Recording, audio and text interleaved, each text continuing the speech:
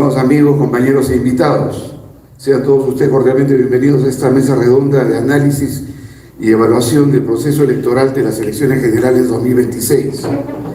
Agradecemos de manera especial la presencia de nuestros distinguidos expositores de esta noche, compañero Renato Bautista, doctor en gestión pública y gobernabilidad y catedrático universitario. Asimismo al compañero Luis Cabrera Barrón, antropólogo, consultor político e igualmente docente universitario. Bueno, estamos con la compañía de nuestro compañero Javier Travesaño, secretario nacional de organización del Partido Aprista Peruano. Para nosotros constituye una satisfacción desarrollar esta primera mesa redonda, concebida como un espacio plural de reflexión, análisis y evaluación de uno de los acontecimientos más trascendentes para la vida democrática del país, el reciente proceso de elecciones generales 2026. El propósito de este encuentro es examinar con criterio técnico y político el desempeño de las principales fuerzas políticas participantes, analizar el marco legal que rigió el proceso, evaluar la transparencia, confiabilidad y desempeño del sistema informático empleado por la OMPE, revisar los resultados electorales obtenidos y conocer las observaciones y cuestionamientos formulados por el Partido Aprista Peruano y otras organizaciones políticas respecto de su validez. Asimismo, buscamos reflexionar sobre interrogantes que resultan fundamentales para comprender la dinámica electoral actual, cómo se informa hoy el ciudadano antes de emitir su voto, qué papel desempeñan los medios de comunicación tradicionales y las plataformas digitales en la información de la opinión pública, qué estrategias demostraron ser acertadas y cuáles evidenciaron limitaciones, tanto en nuestra participación como en la de las demás organizaciones políticas. Estamos convencidos de que este intercambio respetuoso de ideas y la confrontación de distintos puntos de vista fortalecen la democracia y contribuyen a una mejor comprensión de los procesos políticos que vive nuestro país. A continuación, cedo el uso de la palabra al compañero Javier Travesaño, quien en su calidad de moderador tendrá a su cargo la conducción de esta mesa redonda y la explicación de la dinámica que seguiremos durante la sesión. Muchas gracias por su presencia, por su interés en este espacio de reflexión y de manera muy especial a quienes nos acompañan a través del canal Miraflores APRA en YouTube. Igualmente, a partir del día lunes podrán también seguirlo en Facebook de ser Miraflores APRA.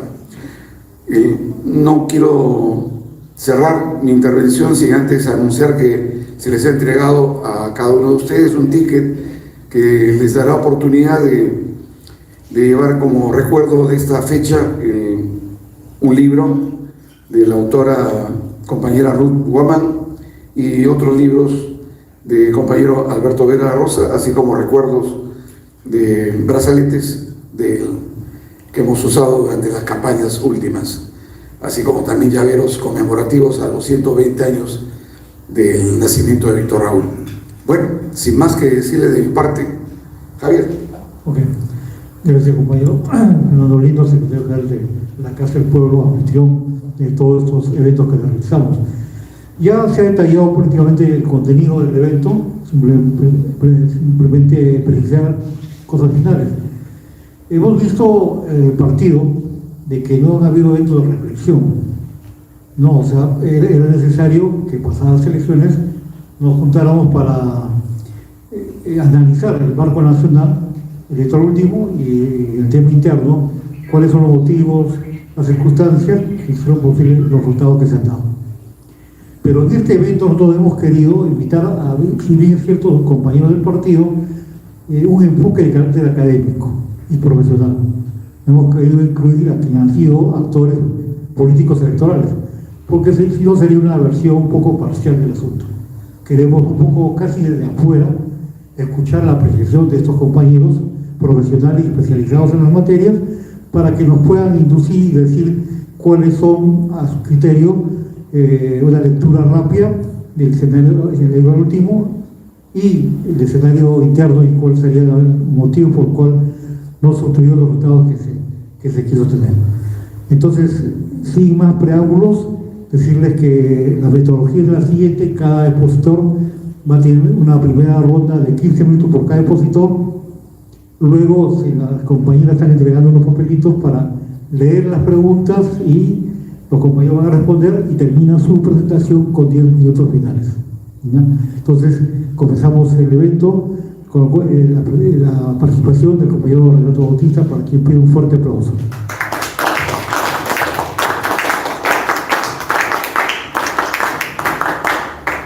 Buenas noches, estimados compañeros. En primer lugar, agradecer la invitación al compañero Lindo, el secretario general del Comité Distrital de Miraflores, al compañero Travesaño, al compañero Lucho Cabrera, y a ustedes, compañeros que están presentes el día de hoy, siendo viernes en la noche, tal vez podrían estar en alguna actividad de ocio, y lo personal valoro bastante su presencia el día de hoy. En estos primeros 15 minutos quiero hacer una reflexión a nivel macro, y como bien dice el compañero Travesaño, bueno, yo no soy candidato a nada, entonces trato de ser lo más neutral y objetivo posible. Si nos preguntamos por qué Fuerza Popular ha pasado 4 segundas vueltas, 2011, 2016, 2021 y 2026, guste o no nos guste, porque como politólogo y catedrático de ciencia política, el análisis debe ser no por lo que a mí me guste, sino por lo que es que debemos reconocer que ellos tienen 2 cosas. Primero, el recuerdo de la administración Fujimori, que para nosotros puede ser todo controversial, pero hay un sector importante de peruanos. En esta primera vuelta sacaron 18%, más o menos 2.900.000 votos, ¿sí? No son tan pocos. Para estos electores, es válido decir que todos los electores, sean nuestros, de Fuerza Popular o de una izquierda radical, todos son respetables. Estos electores tienen un recuerdo positivo de la administración Fujimori, y sumado a que ellos, que tienen presencia en el Parlamento, que tienen presencia en algunos gobiernos municipales, construyen redes clientelares, que creo que eso nuestro partido en este cuarto de siglo, del siglo XXI, ha perdido, porque yo, que tengo amigos o conocidos en diferentes partidos, siempre está la natural expectativa de tener un puesto de trabajo, y decirlo no es nada malo. Es decir, alguien te apoya en política es porque tiene una legítima aspiración de tener un puesto de trabajo. Entonces ellos, si Fuerza Popular me refiero, ha tenido esa capacidad y ha mantenido, porque el porcentaje de la primera vuelta de 2021, como recordamos, fue un 13-14%, el de esta vez fue un 18%. Ahí también vemos una tendencia al aumento, porque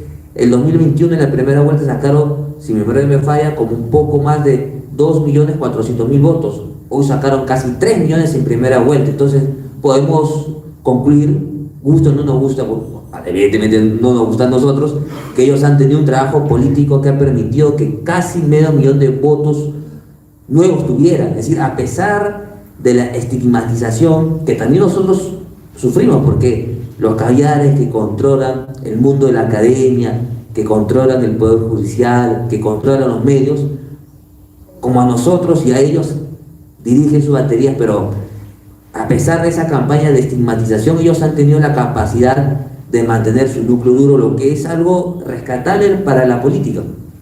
La pregunta siguiente sería: ¿por qué Juntos por el Perú pasó a la segunda vuelta? Bueno, yo siempre en mis artículos montoneros, que yo les invito a todos a leer, siempre desde hace más de un año sostenía ese escenario, que la segunda vuelta iba a ser Fuerza Popular y un candidato de la extrema izquierda o de la izquierda radical. Porque Juntos por el Perú, el señor Atencio, Cerrón y otros candidatos de izquierda, o mal llamados de izquierda, no son una izquierda democrática o una izquierda socialdemócrata como podríamos ser o somos nosotros. Ellos son una izquierda marxista, es decir, una izquierda que tiene un ADN evidentemente autoritario, porque, salvo que mi memoria falle, que no creo, ninguno de estas izquierdas ha criticado 3 dictaduras criminales: la cubana, que tiene 67 años, la venezolana chavista, que se mantiene hasta el día de hoy,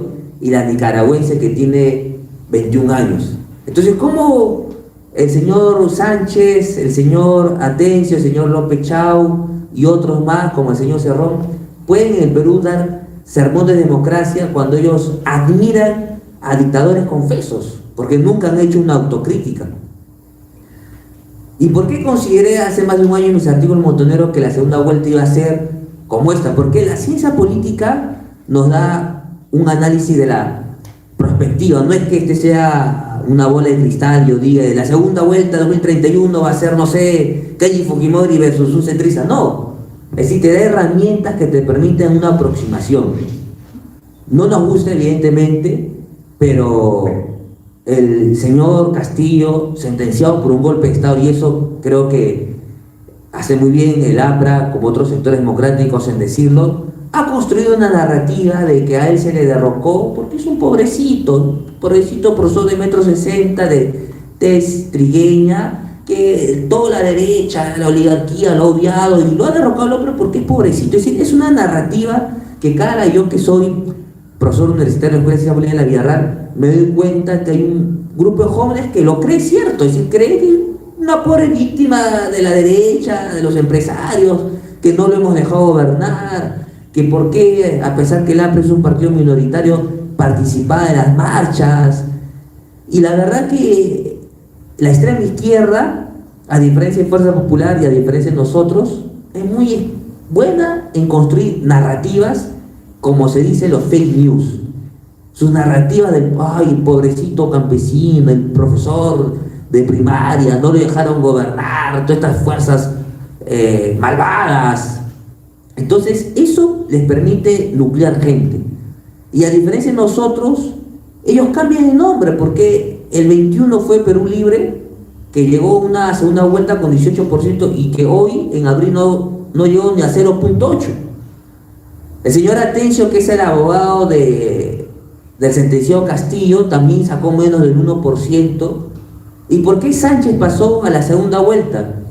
Tuvo la capacidad de nuclear, digamos, al sector más leal con Castillo, el hermano que es hoy senador electo y que es un señor que no tiene ni estudios universitarios, ¿qué va a ser de senador? Yo digo, mi cátedra en la Villarreal, entre ironía y certeza.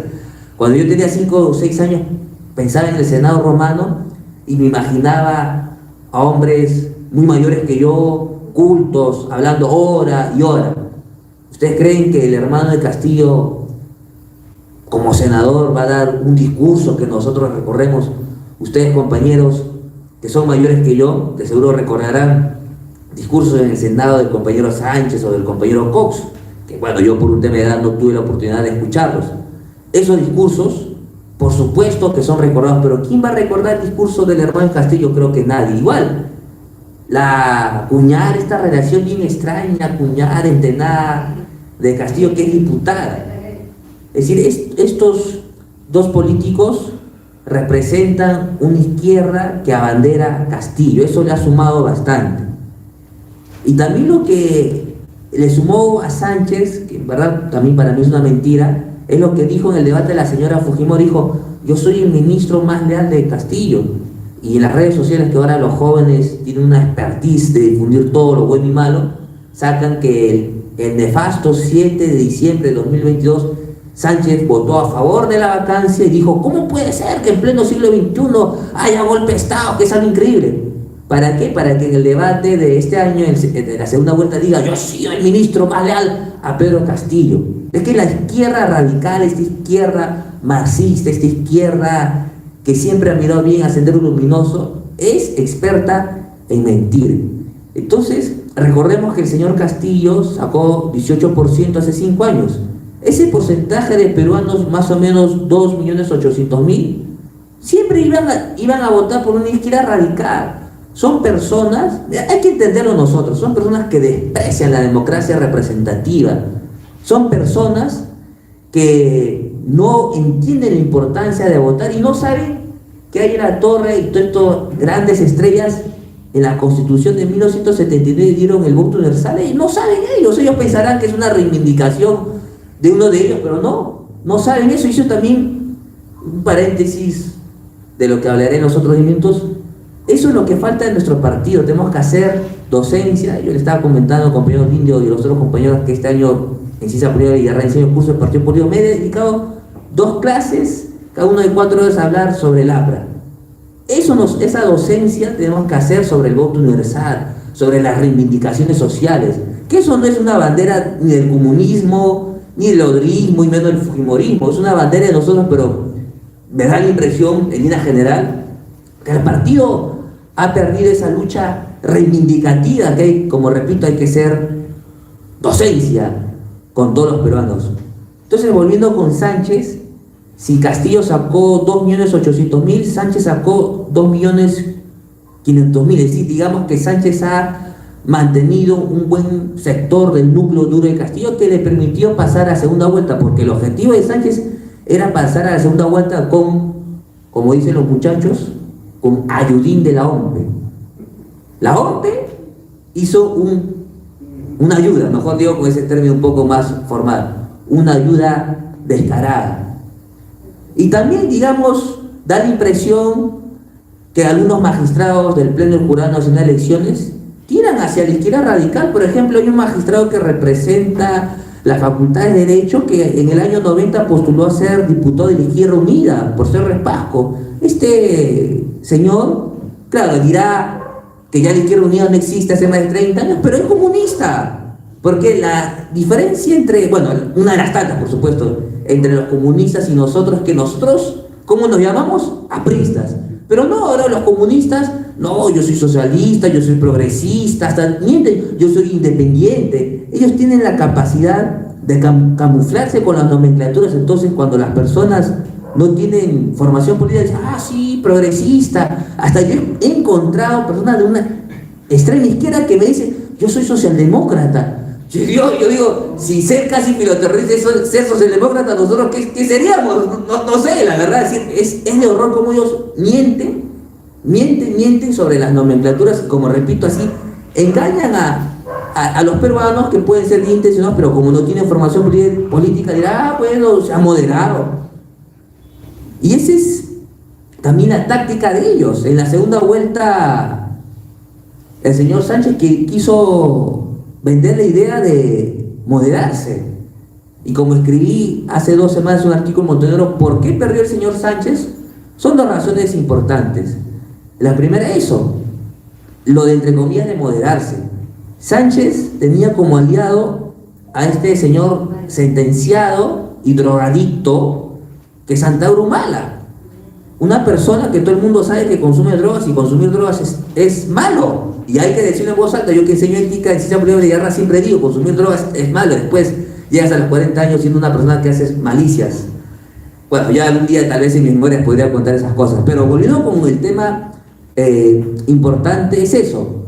Al esconder a Antauro Humala, él quiere vender la idea de moderarse, pero eso genera que sus electores digan, oye, ¿qué pasó? Este Sánchez es un Humala 2.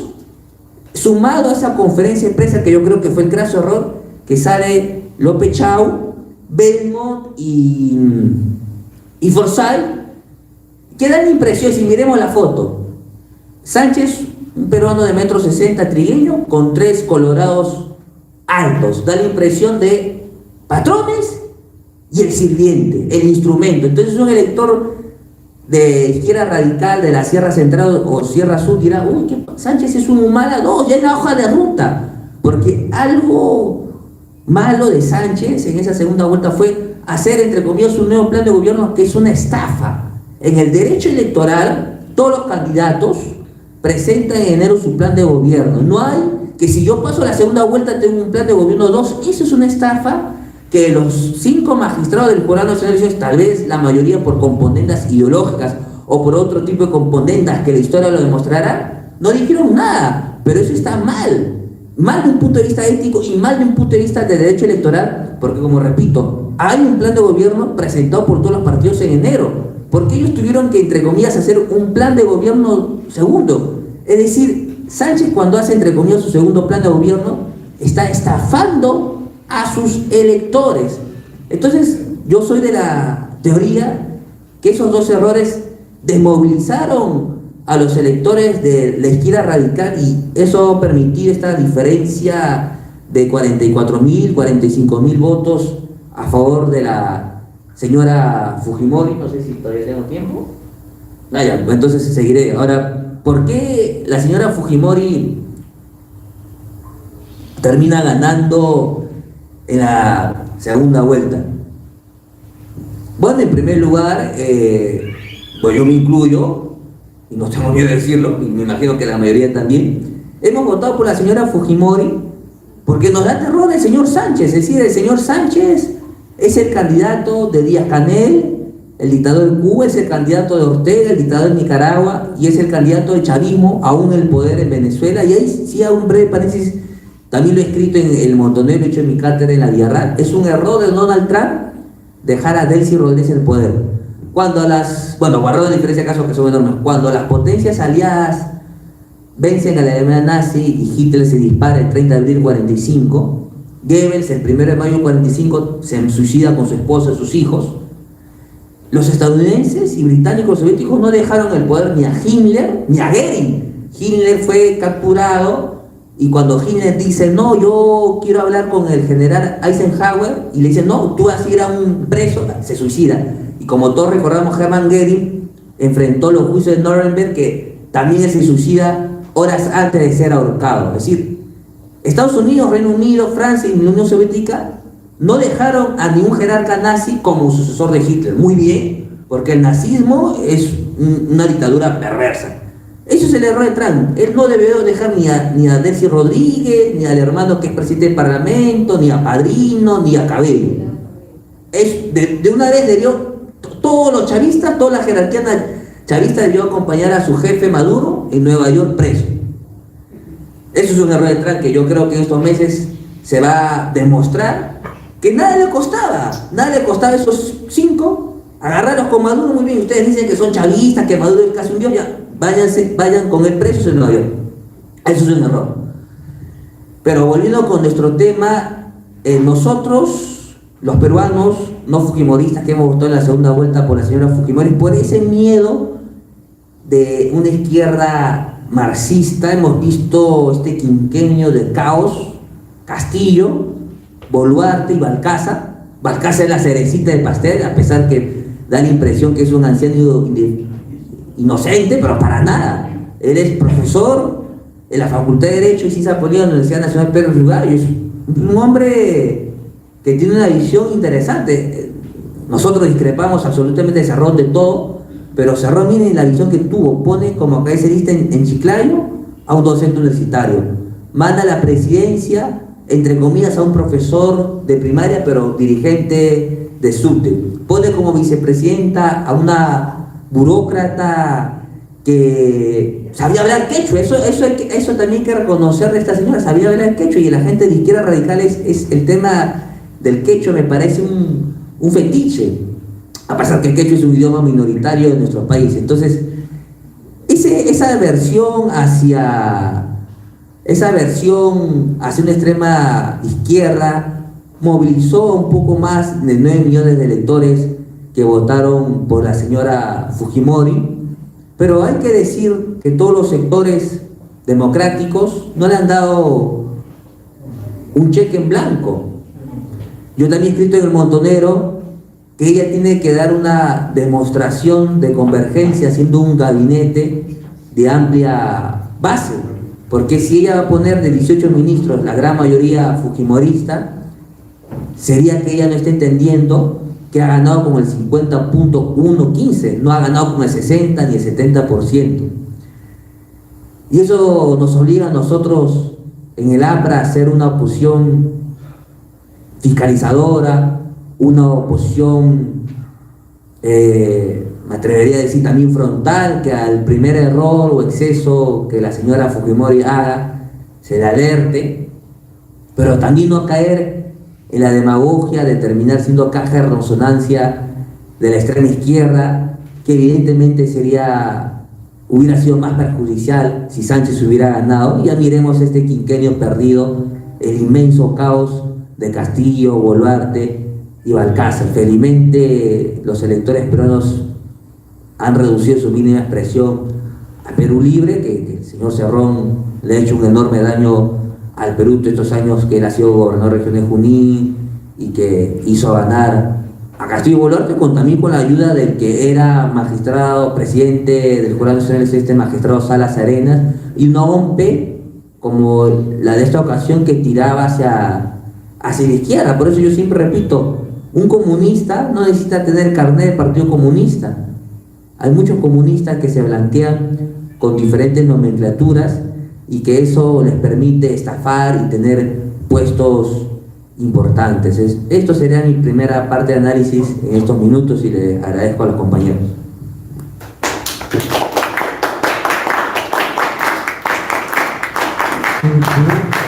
Siguiendo con el programa, tenemos el uso de la palabra de nuestro compañero Lucho Cabrera para que nos diga sus interesantes opiniones.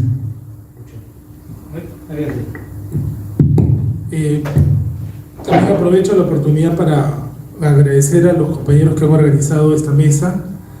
Es importante tener espacios de reflexión desde un punto de vista lo más neutral posible. ¿Qué está viendo, lindo? Allá. A verdad, ¿no? Tenemos que dirigirnos también a los compañeros que están viéndonos a través de las redes sociales. En YouTube. Bien. ¿En Facebook o solo YouTube? En YouTube. En YouTube. Ah, bien. Me pidieron que pudiéramos hacer un análisis y una evaluación de cómo se ha desarrollado el proceso electoral de las elecciones generales 2026, o sea, el que acaba de pasar. Me dijeron que necesitamos un especialista en ciencias sociales, ya tenemos el politólogo. Entonces, desde la antropología, que es mi profesión, dije, vamos a hacer un análisis del comportamiento social de los electores.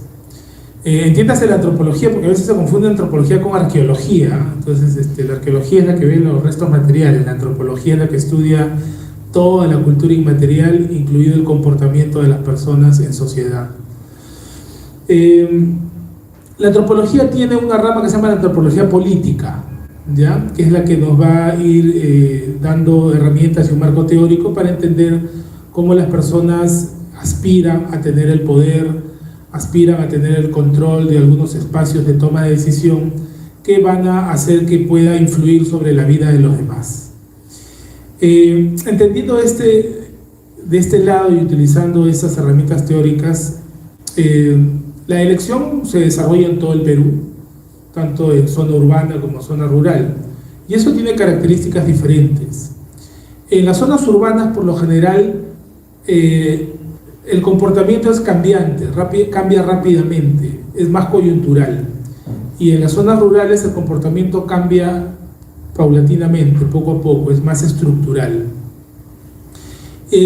Tratar de analizar, digamos, de manera general todo el comportamiento social y, digamos, evaluar el desempeño de los candidatos a nivel nacional no sería, digamos, no habría forma de tratar de unificarlo, ¿no? Sino hay que entenderlo por partes. Salvo el compañero que no vino, que es sociólogo, los sociólogos sí tienden a cuantificar y buscar arquetipos.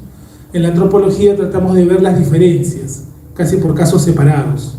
No ha venido el compañero sociólogo, ¿no?, para entrar en debate metodológico del análisis. Bien, yo comparto al 99.9 lo que ha dicho el compañero Renato, ¿ya? Porque es difícil compartir al 100%, si no compartiría al 100%, pero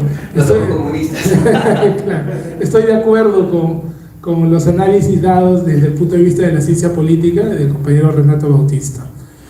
Ya entrando de lleno, en estos primeros 15 minutos, que seguro ya me quedan 10 creo, vamos a hablar desde el punto de vista del comportamiento social, o sea, lo que ve la antropología, y los otros 10 minutos me voy a enfocar netamente a la comunicación y el marketing político en campañas electorales, que también es la otra especialidad que tengo. ¿Ya? Entonces, en el Perú ya hacen varias elecciones, por lo menos hace 5 elecciones atrás, no 5 presidentes, no 5 elecciones, porque 5 presidentes en un solo año, no, 5 elecciones, viene dándose una constante, y tanto en presidenciales, presidenciales 4 y en municipales como 3 más, ¿no? Más o menos, o 4 por ahí, en la que hay un gran sector de la población, más o menos entre el 40 y 45%, que decide su voto la última semana, ¿ya? O sea, el día lunes, previo al domingo que es la elección, recién hay un bloque grande que es el que comienza a tomar conciencia de que tiene que votar o que va a votar por alguien el domingo. Y ahí, a partir de ahí, empieza a trabajar su cerebro. Es decir, votaré por este, votaré por el otro, votaré por el blanco, no, mejor voto viciado, y comienza ahí. Hay un 60% o a veces 55% que sí toma una decisión ya más o menos 15 días antes, 20 días antes va tomando una decisión. Pero incluso a 30 días antes, o sea, estamos hablando si la elección fue el 12, ¿sí? 12 de abril, ¿sí? Más o menos los primeros días de marzo, la primera semana de marzo, aún había aproximadamente un 70% que no había decidido por quién votar. Solo había un 30% que sí la tenía clara. Sea por el partido que quiera, había un 30% que ya tenía claro si votaba por uno o por otro. Y ese 30% que ya toma la decisión un mes antes no cambia de opinión, ya es un voto duro para quien corresponda. Pero aún a 30 días todavía hay más o menos un 70% que podría haber respondido en alguna encuesta que votaría por A, pero también dice que podría cambiar su opción, ¿ya? Entonces, este comportamiento se da porque justamente vivimos en una sociedad, y ahora más con la internet, con los celulares, con el WhatsApp, estamos tan distraídos con tantas cosas que dejamos lo importante para el final. Y como se ha desvalorado a la política, se considera que la decisión de tomar partido por uno o por otro candidato debe ser dejada para el final porque en verdad no es nada importante, ¿no? Es lo que se ha ido esbozando en la mente colectiva de estos últimos 15 años más o menos, ¿ya? Ahora, ahí tiene que ver con uno de los puntos que mencionó el compañero Lindo cuando hizo la introducción. ¿Cuál es el poder que tienen los medios de comunicación y cuál es el poder que tienen las redes sociales en cuanto a la generación de opinión pública hacia el tema electoral? Aprovechando que recuerdo que el compañero Renato tiene un libro especializado justamente en eso, ¿no? La influencia de los medios de comunicación en la formación del pensamiento político. Fíjense, se piensa y se comenta que las personas ya no son influidas por los medios de comunicación, pues que ahora tienen otras formas de enterarse de las noticias, que es a través de las redes sociales, el TikTok, el Facebook, ¿no? Y muchos piensan que porque ya no prenden el televisor y ven las noticias ahí, están dejando de ser influidos por los medios de comunicación, incluso por estas grandes corporaciones de noticias. Y eso es totalmente falso, porque esas mismas corporaciones de medios de comunicación están en las redes sociales, ¿ya? Y entonces, pero las personas no lo creen. Cuando te dicen, oye, ¿tú cómo te enteras? Las noticias, no, yo no veo televisión, pero no, yo no les creo, dicen, no, ellos dicen que no creen lo que sale en la televisión, pero cuando conversan y debaten entre amigos en los restaurantes, esto, repiten lo mismo que ha salido en los medios de comunicación. Ahora, ¿cuál es la diferencia con las redes sociales? Y esto hay que tenerlo en claro, compañeros, porque aquí estamos en un debate netamente académico y de análisis profundo. No vamos a venir a hablar de cosas someras, ¿no? O sea, para contentar al público. Además, no somos candidatos a nada, ¿no? No estamos postulando a ningún cargo del partido ni a ningún cargo de elección popular. Lo que sucede es que los mismos medios de comunicación tienen operadores en las redes sociales. Y si ustedes verán, la noticia se genera en los medios de comunicación tradicionales. No confundir generación de noticia con difundir la noticia. Sí, por el TikTok se difunde rápido, viraliza rápido, pero ahí no se genera la noticia. La siguen generando los grandes medios de comunicación. Esto hay que saberlo, porque a veces nosotros mismos no nos damos cuenta y seguimos y creemos que no somos influenciables. Por supuesto que somos influenciables. Todos podemos ser influenciados por los medios de comunicación, de alguna u otra manera. Por más que creamos que somos recontra expertos y nadie nos va a engañar, podemos también ser presa de ese engaño de los medios de comunicación. ¿Qué es lo que pasa? Se genera una noticia tendenciosa, por supuesto, porque lo que busca es hacer tendencia a favor de uno, en contra de otro, y luego a través de otros canales se viraliza en las redes sociales. Las personas lo miran en su celular y piensan que ellos están generando opinión pública, y no es cierto, porque ni siquiera te dan la información para que la masa genere opinión pública, no, te dan ya la opinión ya tratada, ya convertida, lista para que inserte el cerebro de las personas. Entonces las personas, en su mayoría, estoy hablando de ese 70%, que a un mes de la elección aún no ha decidido, y más aún del 45% que a una semana de la elección todavía no ha decidido, ¿ya? Ellos son los que son bastante influenciados por diferentes medios de comunicación a través de la televisión misma, la radio, los periódicos y las redes sociales. Mucho cuidado acá, porque también he escuchado a muchos que dicen, no, pero la gente ya no compra los periódicos, no, ya los periódicos están quebrados, los periódicos ya no influyen. Eso es totalmente falso, compañeros. Los periódicos sí influyen. Claro, o sea, la gente ya no los compra, pero basta el titular de las esquinas. Eso sí, no me van a negar, que muchas personas se detienen, aunque sea 1 o 2 minutos, a mirar los titulares que están en las esquinas. Y cuando ve que una noticia se repite en varios periódicos, comienza a creer que puede ser cierto. Ojo, ¿ah? Y acá me trae a acotación justamente el comentario que hizo el compañero Renato cuando habló de Joseph Goebbels, ¿no? Goebbels fue un maestro de la propaganda política, considerado pues el maestro de la propaganda política o propaganda nazi.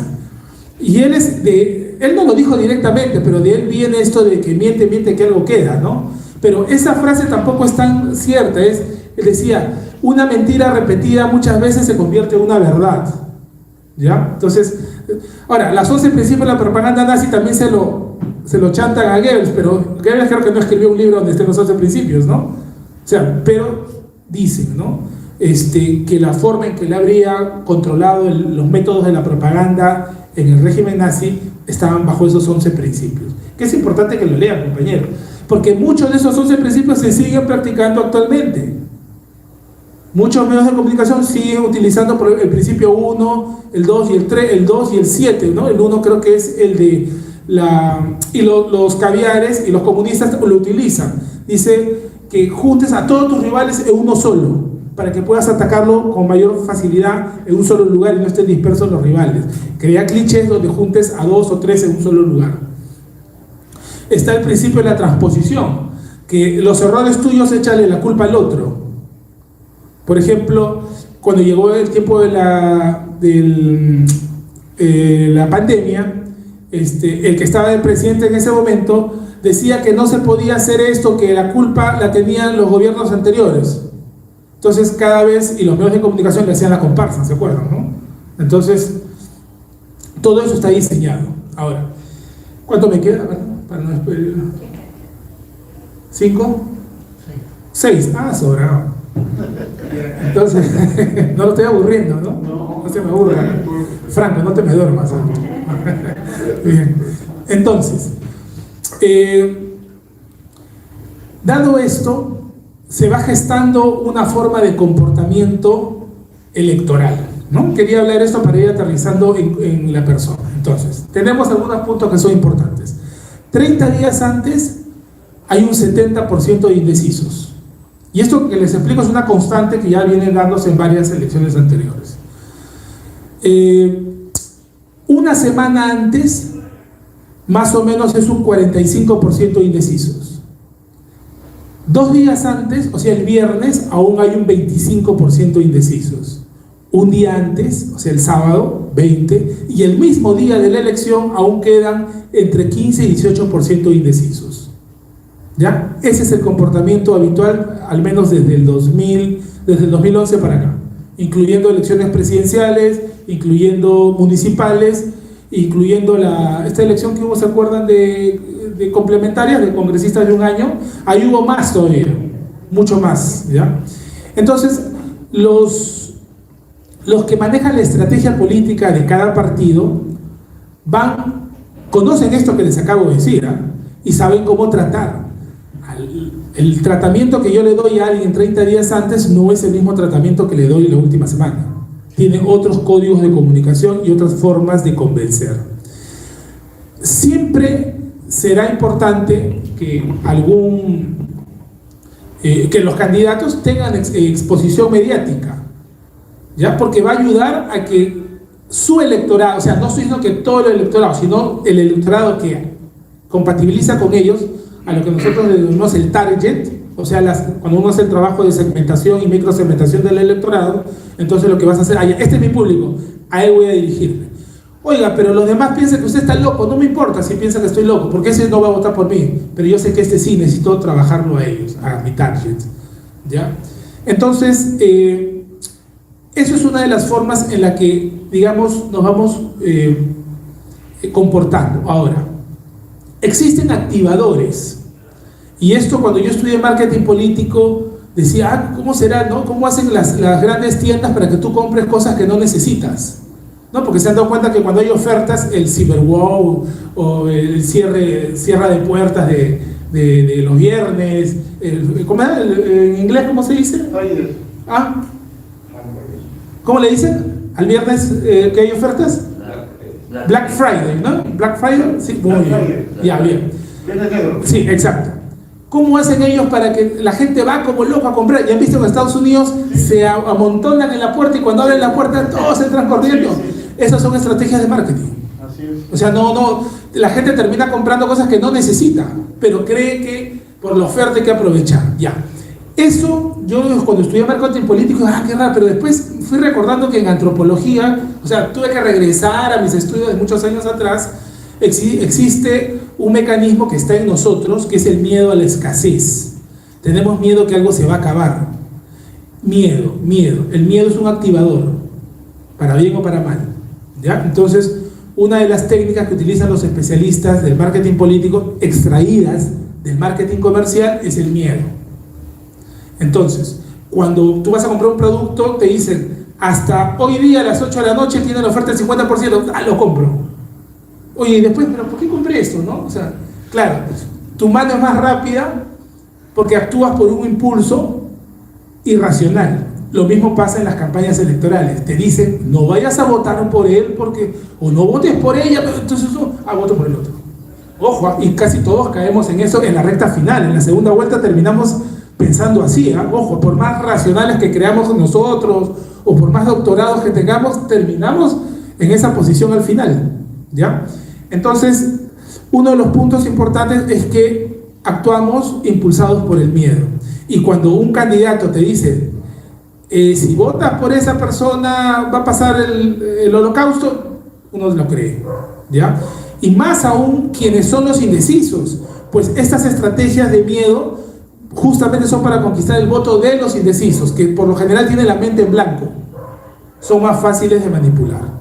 No se me vaya a molestar a alguien que decir indeciso, por si acaso, porque al final todos en algún momento terminamos indecisos en algún momento, ¿ya? Sobre todo en las segundas vueltas, ¿no? Porque en las primeras, los que militamos en un partido ya tenemos claro más o menos cuál es la línea política. Incluso cuando nuestro partido no postula y votamos por algún candidato, la tenemos clara, más o menos con tiempo, ¿ya? Pero la gran masa electoral, o sea, quienes están ahorita en una discoteca, en un bar o haciendo otras actividades lúdicas, son los que van a ser presa del marketing político, de estas estrategias. Una de ellas es el miedo.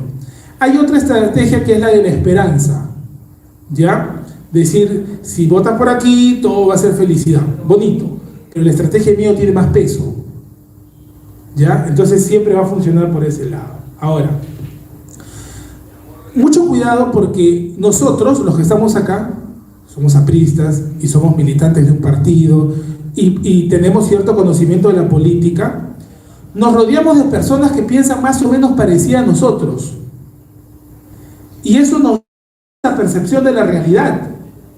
Eso que pareciera bien termina siendo contraproducente, porque durante el temporal electoral, como digo, nos rodeamos de personas que se parecen a nosotros, piensan similar y creemos que esa es la realidad. Y cuando viene la elección, nos damos cuenta que eso no era cierto. Que había otro sector, otros anillos de amistades más allá al que no habíamos tomado en cuenta y que era la gran mayoría. Entonces, quiero decir, y con eso aterrizo en esta parte, porque ya me quedará un minuto, supongo, ¿no? ¿Sí? Un minuto. Y después voy a hablar netamente más de marketing político, ¿no? Estamos hablando de cómo piensan las personas en temporada electoral. Entonces, ¿qué es lo que va a pasar? Es que muchos compañeros en la primera vuelta, meses atrás, o sea, estamos hablando no al final, no a los últimos días de la elección, pero sí al inicio, enero, febrero, más o menos, o diciembre, teníamos una percepción de que nos iba a ir mucho mejor en las elecciones, en la de la primera vuelta. Pensábamos que podíamos pasar la valla. Incluso, no, los que habían pensado que pasamos a segunda vuelta, no, pues eso sí es una broma, no, eso es difícil, ¿ya? Pero sí muchos pensaban que íbamos a pasar la valla tranquilamente, no raspando la olla, pero pensaban, porque había esa esperanza. ¿Por qué? Nos habíamos nutrido de información de personas cercanas a nosotros, que de alguna manera nos daban la razón o pensaban parecido. Ojo, no quiere decir que a 2 o 3 meses pudo haber pasado así. Lo que pasa es que estoy diciendo que mientras va avanzando la fecha, la gran masa electoral va cambiando de opinión. Al final de cuentas, no gana el mejor candidato. Ojo, ¿quién gana? ¿Gana el mejor candidato o la mejor candidata? ¿Quién gana? ¿Quién gana, compañeros? El que saca más votos. La respuesta es tan sencilla. ¿Ya? Muy bien. Entonces, dejo la otra parte para el siguiente bloque. Gracias. Pedro Renato Bautista tiene una sola palabra. Por 5 minutos.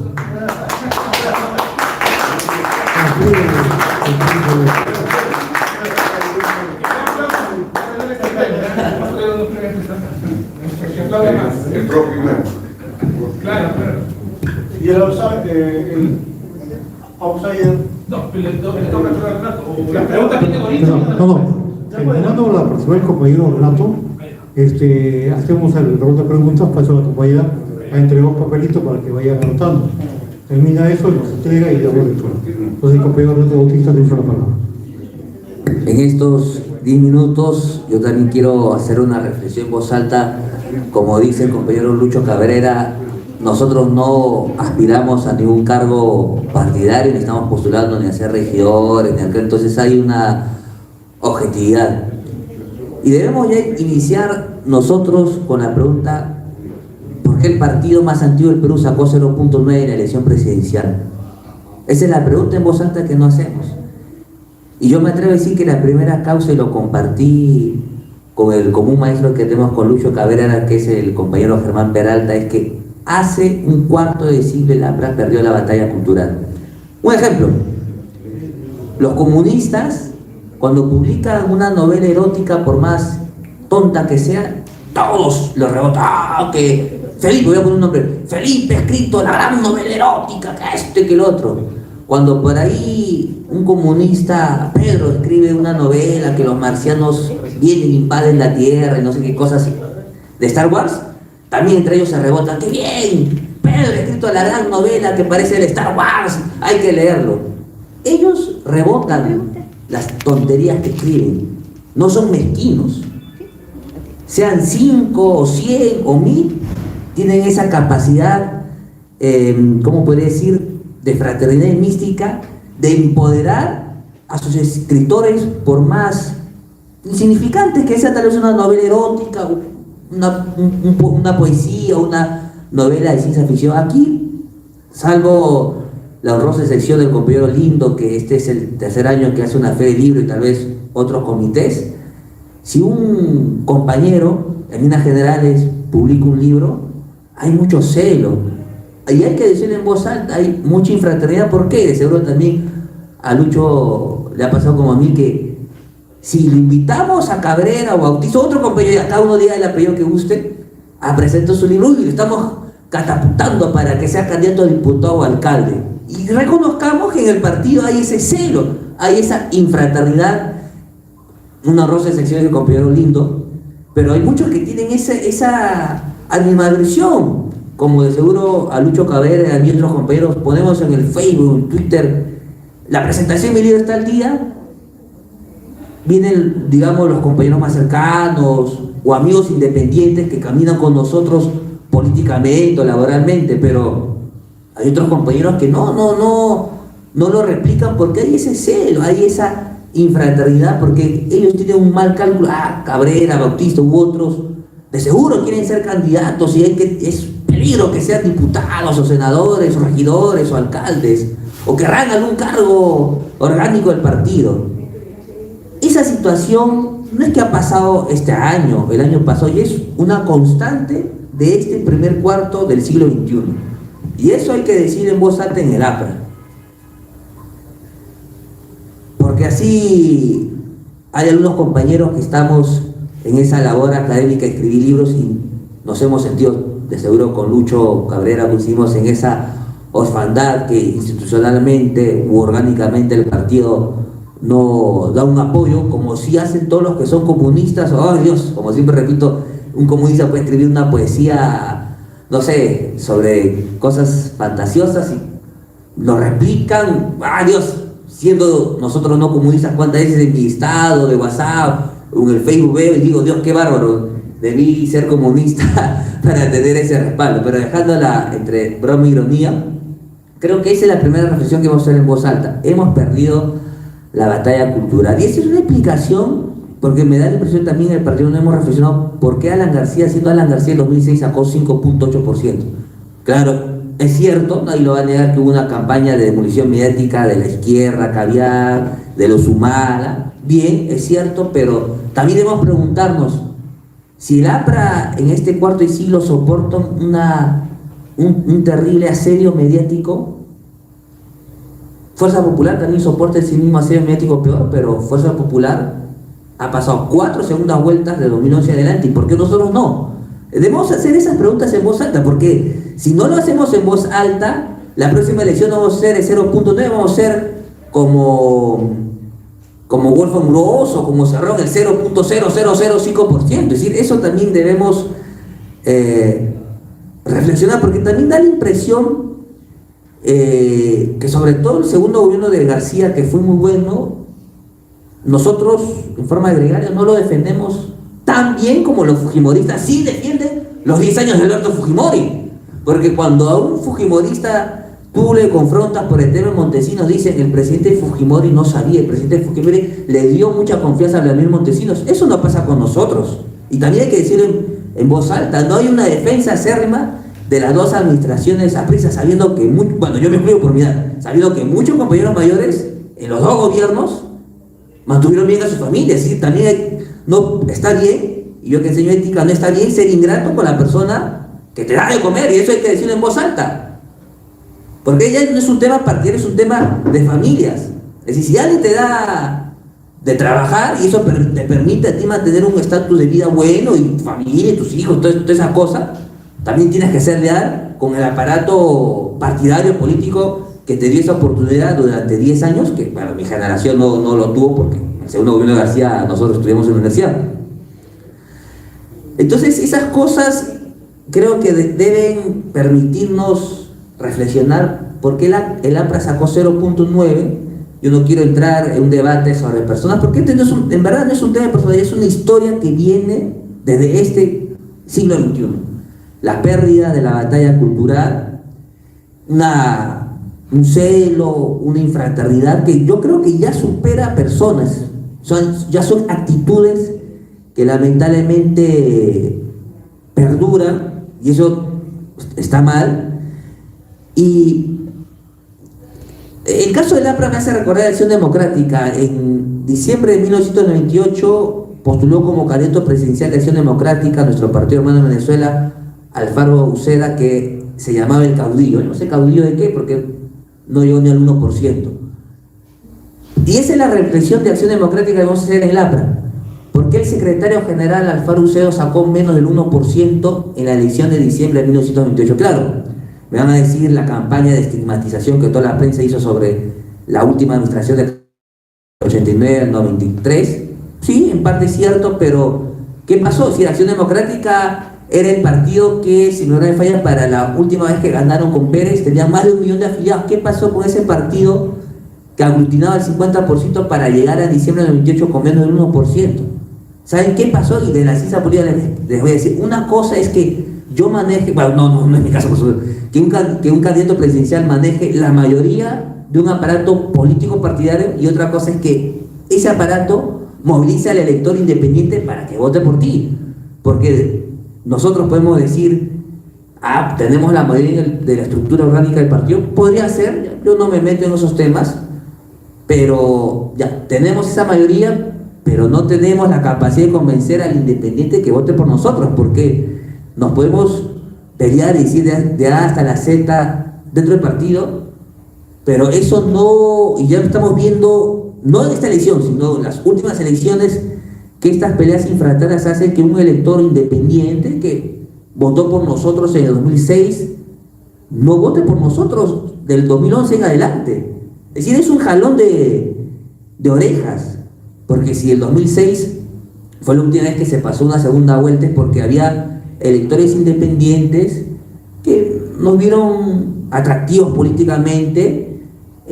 Dijeron el APRA es un partido antiguo, es un partido de masas, es un partido de profesionales, tiene cuadros interesantes, hay que darle la oportunidad de volver a gobernar. Pero ya de en adelante no, miremos, el otrora Sólido Norte de ser aprista ha pasado a ser el Sólido Norte fujimorista. Tumbes, Piura, Chiclayo, La Libertad, la costa de Ancash ya desde hace 16 años vota por el fujimorismo. Y hay que preguntarnos a nosotros apristas, ¿por qué ellos ya no votan por nosotros? Esas son preguntas que ya debemos hacer en voz alta y dar una respuesta. La respuesta es: 1, pérdida de la batalla cultural; 2, una infraternidad que ya trasciende el nombre personal, porque a mí me gusta quedarme porque si yo dijera A o Z, no creo que está mal. Son actitudes que ya se han institucionalizado lamentablemente en este cuarto de siglo. Entonces eso desmoviliza al elector y deberíamos pensar que un candidato presidencial no es que nos caiga bien a nosotros, sea A o Z. Debe ser un candidato presidencial que genere un consenso para el independiente. Las elecciones se ganan con los independientes, porque tal vez un error y ya con eso quiero concluir, de nosotros, es pensar que el Perú del siglo XXI es un Perú ideologizado para nada. Porque también en la ciencia política nos preguntamos, ¿por qué García ganó el 85? ¿Qué pasó? Bueno, en un minuto. En el año 85 estaban vivos todos los compañeros que votaron por ahí en la torre en la Asamblea Constituyente. En el año 85 el mundo era ideologizado porque, como ustedes saben muy bien, no había caído el muro de Berlín. Había todo un fetiche sobre el tema de la Unión Soviética y el muro de Berlín. El mundo era absolutamente ideologizado. Y como García lo escribió en la Revolución Constructiva de Primo y Metamemorias, él y todos los cuadros partidarios creían que el 85 ellos iban a hacer la gran revolución, la gran construcción social del Perú. Esos electores que votaron por García en el 85, la gran mayoría, por un tema de edad, bueno, ya no están en este mundo.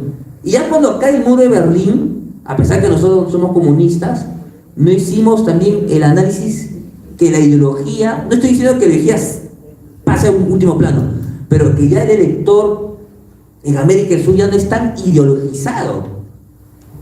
Porque ustedes, compañeros, que son mis mayores y yo los aprecio y respeto, cuando eran dirigentes estudiantiles en los 70, 80, Rábano te decía: yo soy marxista, leninista, que la Unión Soviética. Hoy, salvo 3 o 4, los dirigentes estudiantiles de izquierda no dicen: soy progresista, soy socialdemócrata, soy socialista, soy de una izquierda light. Usan otras nomenclaturas que engañan. Entonces, nosotros también ya debemos entender que el mundo y el Perú no es ideologizado como final del siglo XX. Entonces los jóvenes de 18 a 30 años no son los jóvenes ideologizados de hace 40 o 50 años. Entonces, compañeros, yo concluyo con esa reflexión y los invito a todos que hagamos esas preguntas. ¿Por qué el APRA, que con Aya La Torre fue 37%, con García 2 veces gobierno, hoy es el 0.9%? No es culpa, creo yo, quiero ser bien justo, ni de A ni de Z, compañeros. La culpa es de todos nosotros que no hemos hecho una debida batalla cultural como los comunistas y sus aliados lo han hecho en todo el siglo XXI. Gracias, compañeros. Muy bien, pues, ahora le damos la palabra a Rodolfo Cabrera. Bien, pero sí. Compañeros, no se olviden de entregar sus hojitas para que los entregue la compañera, para que inmediatamente termine la participación de Lucho, hagamos la parte de las preguntas. Y también los tickets para el sorteo. Sí, ya te lo. Ah, ya. Sí, ya te lo. Bien.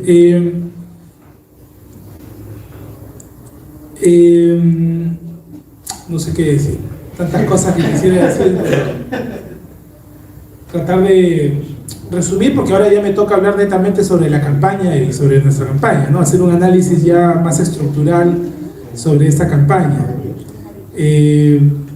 A ver, muchos me conocen y saben que me dedico estos últimos años a la consultoría política. Eso quiere decir de que tengo una agencia de marketing político donde gente de diferentes partidos vienen y toman los servicios, los talleres, la publicidad, las encuestas y todo eso, ¿ya? Además he presentado mi libro varias veces acá, ¿no? Hay un libro especializado en campañas electorales, pues, ¿ya? Entonces hay unos puntos que no podría yo dejar de mencionar porque son puntos especiales de cómo hacer. Si me buscan de diferentes partidos es porque algo bueno estoy haciendo, ¿no? En el sentido, más bien, los compañeros no me buscan mucho, pues, ¿no? Y eso que siempre hacemos sesiones gratis, ¿eh? Para los candidatos que son compañeros, ¿no? Bien. A ver, cuando uno lanza una campaña, debe tener en claro lo siguiente, y este debe ser un proceso para llevar una campaña lo más profesional y que te dé el éxito, o sea, que cumplas el objetivo de lo que estás buscando. Primero, hay que investigar, hay que levantar toda la información necesaria del lugar donde se va a desarrollar la campaña. Eso implica información de dos tipos: de primera mano, o sea, la que tú levantas en el momento, e información ya procesada que encuentras en libros, revistas, videos y una serie de condiciones, ¿ya? Esto le llamamos investigaciones previas. Tienes que estar nutrido de toda la información, desde lo que la gente está pensando de ti, de tu partido, de lo que están pensando los adversarios, cuáles son sus necesidades económicas, cuáles las necesidades. A veces, muchas veces, vamos pensando en temas económicos, ¿no? Infraestructura, y entonces tiramos nuestras propuestas dadas a resolver problemas materiales, y la gran mayoría hace eso. Pero como dijo en su momento el compañero Renato, hemos perdido la batalla cultural porque no estamos pensando en los temas culturales. Y es que entendemos mal a veces lo cultural. Pensamos que lo cultural es escuchar música clásica, o lo cultural es hacer una exposición de pinturas, digamos, renacentistas. No, lo cultural es todo lo que tú haces durante el día y de lo que te nutres. Entre ellos está la literatura, pero no la literatura netamente entendida como la poesía o como las novelas, sino la que dijo Renato, ¿no? Esa literatura, eso que escriben y que la gente no lo lee, pero cuando escuchas que el comentario es bueno, crees que es bueno también, ¿ya? Entonces, todo eso se ha ido perdiendo. Entonces, necesitamos levantar información completa. Segunda fase, la planificación estratégica. Muchas campañas empiezan de frente, nomás ya salen a hacer publicidad, volantear, no planifican la campaña. Entonces creen que confunden la planificación con el cronograma de actividades, creen que ese es el plan de campaña. Es un error total, ¿ya? Y de eso es lo que voy a hablar en los próximos 5 minutos. Después de eso, recién ya podríamos preparar las piezas de comunicación, o sea, hacer tus banners, afiches, volantes, las canciones, los jingles, los videos, los spots, todo lo que quieras. Y luego de eso, tener ya los materiales listos, recién deberíamos ir y salir a pedir el voto. ¿Qué es pedir el voto? O sea, cuando sales a la campaña, repartes, quieres hablar con la población, decirles que voten por ti, buscar asambleas, reuniones, pasacalles, mítines, ya, eso es pedir el voto. Pero la mayoría no hace esto que les estoy explicando: investigación, planificación, donde está la estrategia, la comunicación, que es la elaboración de las piezas comunicantes, y pedir el voto. De frente van a pedir el voto, en una, o sea, ya, dame los volantes, ya listo, vamos, ya vota por mí. Y entonces, ¿qué es lo que escuchaba yo en esta campaña, en la nuestra, y también en otras más, ¿no? Que muchos compañeros salían, yo les decía, hay que hacer este proceso, y no me hacían caso. De frente mandaban imprimir sus volantes, pegaban afiches, pintaban por si había una pared disponible a pintar, y salían a los mercados, a lugares donde no los conocen, a tratar de convencer el voto de un público que es ese público que decide al final, pero esto lo estaban buscando a 2 o 3 meses antes, donde te van a recibir el volante, te van a sonreír, pero no van a votar por ti. Y cuando yo le decía a varios compañeros de diferentes, que iban para senadores, para diputados, les preguntaba, ¿fuiste a tal lugar? Le decía, pero no debiste ir ahí, le digo, debiste hacer esto. No, es que nos han recibido bien, decía, hemos ido a tal lugar, sí, la gente, hemos tenido buena aceptación, parece que todos repetían lo mismo.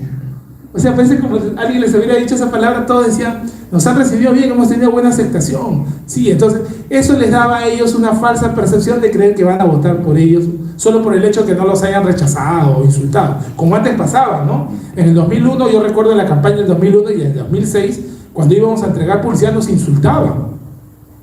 En esta ocasión he visto muchos insultos en general a otros partidos y menos al APRA, o sea, eso también es preocupante porque ya no estamos en el radar de los rivales, ¿no? O sea, que te ignoren es peor claro, que te ignoren es peor que te insulten, ¿no? Entonces, no se ha llevado una buena campaña, salvo 1 o 2 compañeros por ahí o 3 que iban para diputados o senadores y menos en la presidencial, ¿ya? Y estamos en un espacio acá entre compañeros para hacer la autocrítica.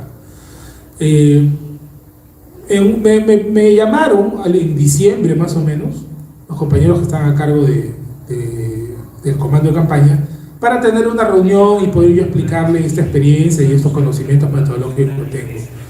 Me llamaron 1 vez, 2 veces, quedamos en ir, pero al final nunca me concretizaron qué día o qué hora debo ir. Entonces ahí quedó, ¿no? Yo más bien llamaba para decir, oye, ¿no quieren que vaya? No, sí, ya te vamos a avisar. Nunca me avisaron. Ya. Pude por teléfono dar algunos tips, pero con tips no se gana, compañeros. ¿Ya? O sea, mis buenos consejos pueden servir, pero con eso no se va a ganar. Entonces, pasando ya a la parte estructural. Una buena campaña necesita tener un plan de campaña bien hecho. ¿Qué componentes tiene el plan de campaña? Por encima de todo, el objetivo. Y el objetivo se define basado en la investigación previa. No se puede definir un objetivo basado en las buenas intenciones o en el que yo quisiera esto, no. Tú levantas información real. Uno de los métodos es hacer una encuesta, pero hay una idea equivocada de la encuesta. Cuando yo le decía, tienes que hacer una encuesta, no, las encuestas son pagadas, me decía. Por supuesto que son pagadas, tienes que pagarle al que hace la encuesta. No, entonces le voy a decir que me pongan primero, porque pues no, hay una visión totalmente errada de la encuesta, ¿ya? Cuando uno habla de encuestas, piensa en lo que sale el domingo en la noche en la televisión, ¿no? Las encuestas dicen que este va primero, este va segundo, va tercero. Cuando hablan de encuestas, piensan, no, lo que ha salido el domingo en la mañana en el periódico, ¿no? Esta es la encuesta fulano. Entonces uno mira solo el resultado de la publicación de la encuesta. Eso no es la encuesta, ¿ya? O esas encuestas truchas, ¿no? Que están en el Facebook y tú vas pasando el Facebook y aparece que ahora que vienen las municipales vas a encontrar que aparece que este está primero, este está segundo, este está tercero y la gente dice, no le creo, otro sí le creo, no, es que le han pagado porque me pongan primero. No, ya, eso no es, pues, eso no es la encuesta, ¿ya? Una encuesta bien hecha te da una aproximación real porque es un método estadístico, matemático, de cómo está la tendencia y tú pagas o la mandas a hacer a un especialista para que esa información tú la tengas y sobre eso vayas a ir planteando tu estrategia.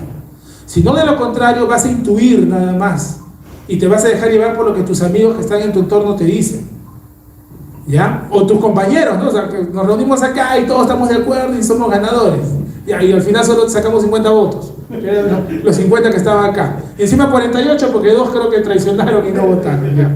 Entonces, todo eso te lleva a definir cuál es tu objetivo. Y tú tienes que, cuando definas el objetivo, ser consciente. Las probabilidades de cualquier candidato parten unos con altas probabilidades, otros con medianas probabilidades y otros con bajas probabilidades. Las posibilidades son iguales para todos. Cuando tú postulas, las posibilidades son las mismas. No confundir probabilidades con posibilidades. El que es candidato tiene la posibilidad de ganar o no ganar. Se acabó. Pero cuando tú partes, al inicio unos parten con altas probabilidades, otros con medianas probabilidades y otros con bajas probabilidades. De ninguna manera eso significa que el que parte con mayores probabilidades va a ganar, porque ya hemos visto casos que algunos que parten con medianas o con bajas probabilidades terminan pasando al menos a la segunda vuelta. Bien. Cuando uno define su objetivo, tienes que tener en claro, según mi estudio, según la percepción, según las capacidades, según mi tema financiero, ¿puedo ganar? No. ¿Puedo pasar a la segunda vuelta? Puede ser o no. Pero, ¿sabes qué? Estamos muy abajo. No porque me lo dice la encuesta que salió el domingo, sino porque yo mismo he hecho un trabajo de investigación científica que me da ese resultado. ¿Sabes qué? Yo creo que nuestro primer objetivo sería pasar a la valla electoral. Y sobre eso vamos a trabajar. El problema es que dicen, no, hagamos lo que ya sea, lo que salga, mira, si pasamos, no. ¿Saben por qué les digo? Porque si tú planteas mal el objetivo, la estrategia no va a funcionar. Tú, para que tu estrategia funcione, primero tiene que estar bien definido el objetivo. ¿Ya? Bien. Entonces, luego viene la estrategia, propiamente dicha. En una campaña electoral, la estrategia te tiene que decir cómo vas a posicionar a tu candidato en relación a los demás candidatos, de tal manera que el electorado te perciba como mejor que los demás. ¿Ya? Entonces, mucho cuidado, porque uno no corre solo, no compite solo, compite contra otros. Algunos dicen, el principal enemigo, el principal rival a vencer soy yo mismo. Ya, esos son para los temas de superación personal, para los libros de autoayuda, bacán. Pero en una campaña electoral eso no funciona. Nadie postula para romper su marca anterior, ¿no? Ya, mira, voy a postular, la vez pasada saqué 100.000 votos, voy a luchar para sacar 110.000 y con eso saliré satisfecho. No, pues, eso es para los corredores, ¿no? Cuando tú vas a una maratón y vas a las Olimpiadas y sabes que tu marca es baja, no vas a poder pasar ni siquiera a la segunda ronda, ahí sí luchas por romper tu propia marca. Acá no, pues, ¿ya? Se supone que estamos con aspiración a ganar. Entonces, necesitamos entender que competimos con otro. Entonces, primero, definición de objetivo. La construcción de la estrategia, que es el posicionamiento de cómo quieres verte en relación a los demás para que el electorado te perciba como mejor opción. 3, el target. Y esto es algo muy importante, compañeros. ¿Qué es el target? Esto es lo que puede definir que ganes o no ganes, ¿ya? El target, que se escribe target, ¿no me estoy pasando el tiempo? Seguro, ¿no? Allá, no se me están aburriendo, ¿no? Ya. En el Facebook no se me duerman, compañeros, ¿eh? Vamos a seguir acá discutiendo estos temas. A ver, el target es una metodología extraída del marketing comercial, traído al marketing político, que es que tú, cuando sales a la palestra, no puedes salir solamente porque tú eres o quieres que la gente te quiera como eres, no. Tú tienes que entender que tienes que conquistar a personas que votarán o no votarán por ti o votarán por otros. Entonces, el target quiere decir que vas a segmentar a tu electorado, ¿ya? Por diferentes características vas a identificar cuál es el público al que tú podrías conquistar primero. Eso no quiere decir que nosotros quisiéramos que todos voten por nosotros, pero no se va a poder. Entonces tú vas a definir si, mira, este sector creo que es más afín al tipo de propuesta que yo hago, a mi edad, a mis características, a mi profesión. Entonces comienzas a enfocar tus acciones de campaña a ese sector. Se llama segmentación.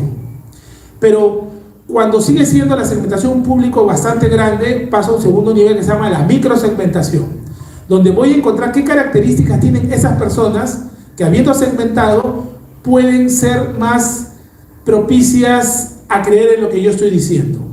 Entonces, el problema es que no se ha hecho eso, compañeros, en la campaña. Ha tratado de tirar volantes para todos, ya, todos dale volante, no. Porque incluso en la microsegmentación tú preparas un volante especial solo para ese público. Y sin temor a cometer errores de discriminación, prefiero darle ese volante a él y no a él. Porque creo que él va a ser más fácil o está en la línea que yo quiero, ¿ya? Ese se llama el target. Y eso es algo que se tiene que hacer, si no, de lo contrario, gastas muchos recursos con poco impacto. Vas a gastar mucho dinero y vas a gastar demasiado a los compañeros que los llevabas a volantear, a pegar afiches, a hablar sobre un público que no, te va a escuchar, te va a sonreír, pero no va a votar por ti.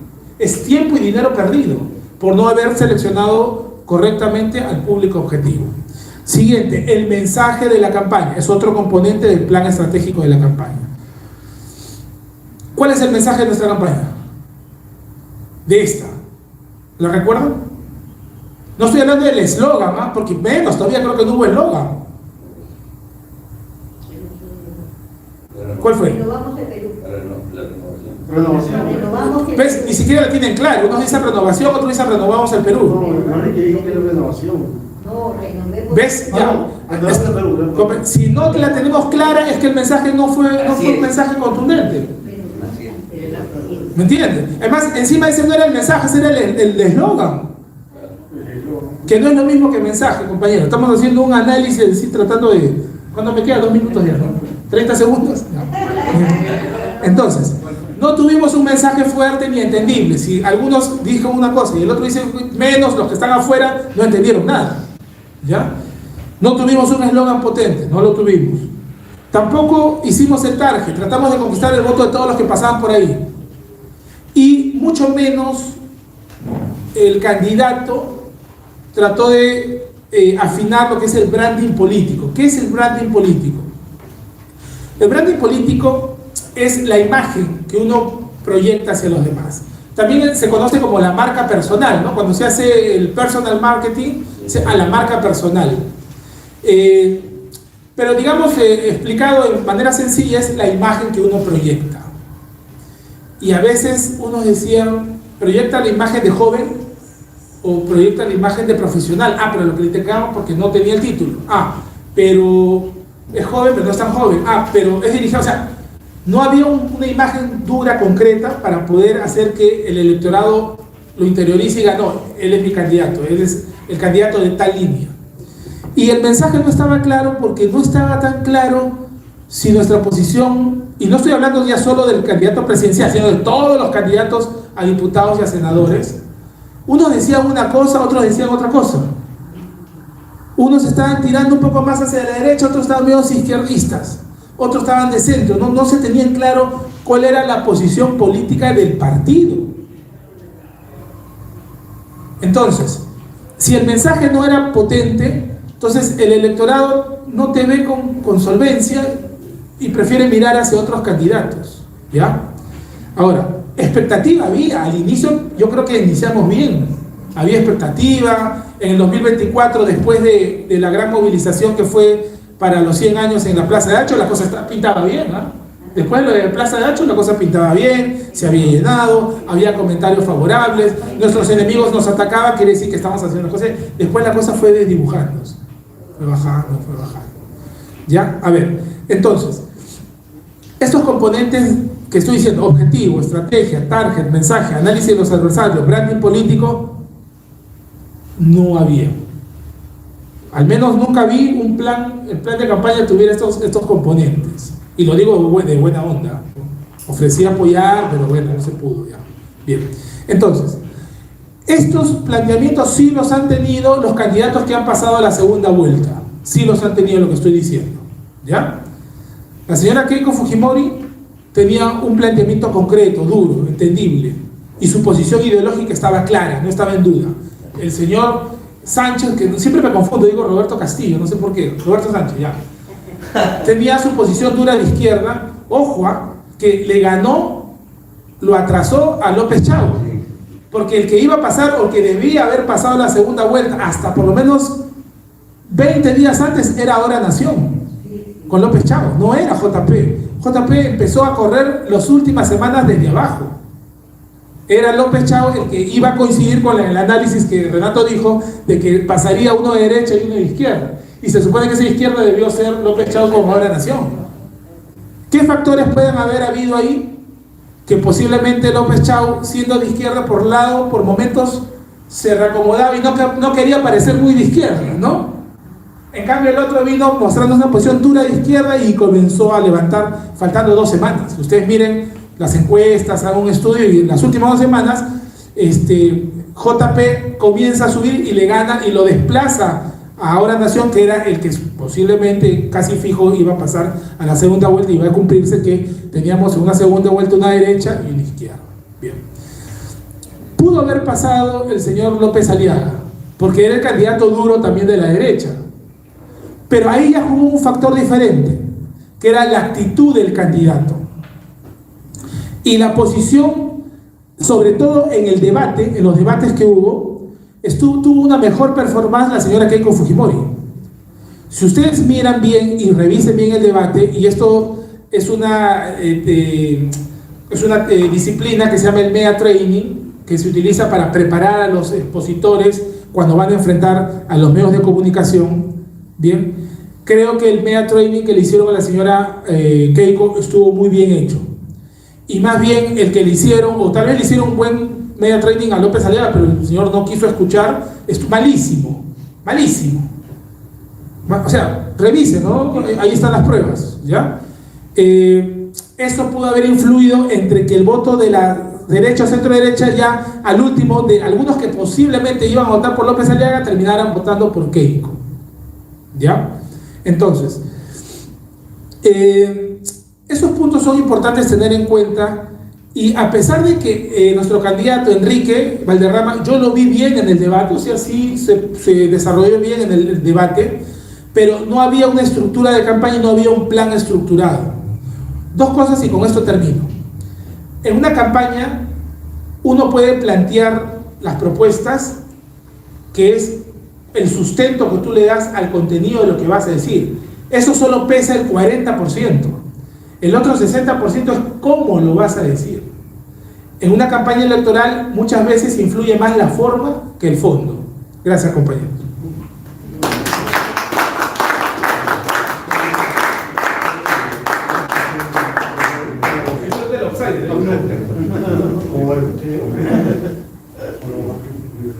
Hola. Como las preguntas dirigidas no tienen nombre, entonces vamos a hacerlo rápido. Cada pregunta va a responder los dos, pero sí, pidiendo que sean breves. La primera pregunta dice: en las elecciones generales de 2026, en primera vuelta hubo fraude. ¿Cuál es su propuesta al respecto?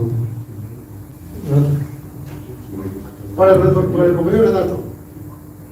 No, no hay problema. Sí, bueno, yo sí creo que hubo fraude en el sentido de que no querían que López Aliaga pase a la segunda vuelta, porque él, coincido con Lucho Cabrera, es muy bocón. Es decir, él dijo: si gano, el jefe de la OMP va a ir preso. Tú al enemigo no le tienes que advertir qué vas a hacer. Lo haces y punto. Ese es son varios errores que López Aliaga tiene. Da la impresión, pues, que también coincido con Lucho Cabrera, que puede ser que él tenga media training, pero él no hace caso. Es decir, parece que como él es bien católico, cree que es tan infalible como el Papa cuando da lo que se dice en el derecho canónico de res cátedra. Entonces, yo sí creo que hubo fraude también. Hay que ser sinceros, la OMP, el Jurado Nacional de Elecciones, sus máximas autoridades son caviares, tiran para la izquierda.